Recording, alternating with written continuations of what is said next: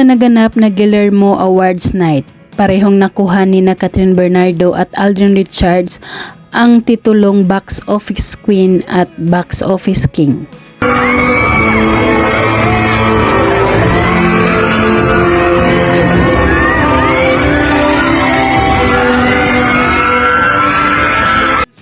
Pagkababa ni Kathryn sa stage pagkatapos sunduin ni Alden, inabot kay Kathryn ang kanyang awards at ang flower bouquet.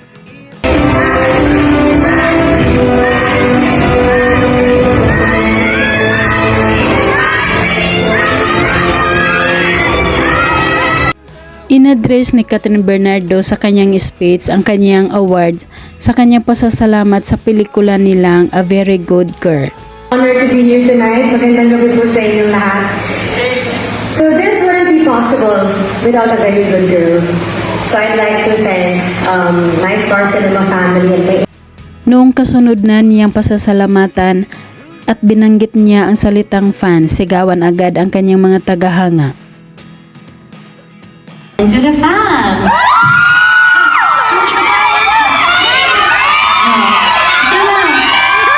Thank you so much.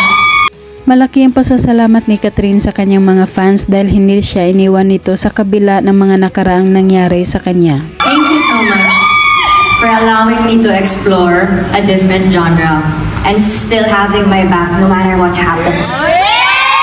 Dagdag pa ng dalaga na kahit anong desisyon niya pagdating sa trabaho ay nandyan pa rin ang kanyang mga fans para sumuporta sa kanya.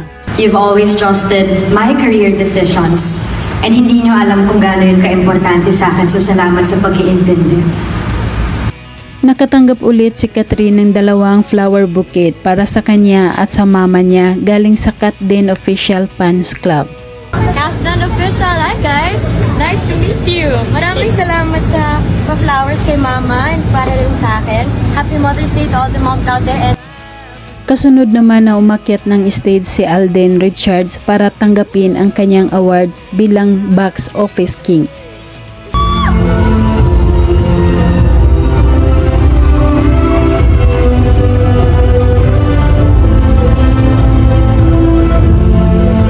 Unang pinasasalamatan ni Alden Richards sa kanyang speech ang bumubuo sa Guillermo Mendoza Awards.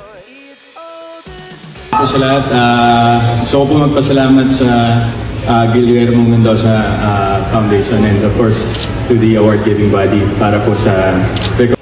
Inaalay din niya ang kanyang award sa kanyang leading lady sa pelikulang The 5 Breakups and a Romance na si Julia Montes, kaya siya nakuhang Box Office King. Very supportive at nakaparehang sa pelikula po na si Julia Montes. Para sa ito Drek, and maraming salamat po. Samantala, pinagkaguluhan si Alden Richards sa pagdating niya sa venue kung saan idinaos ang awards night.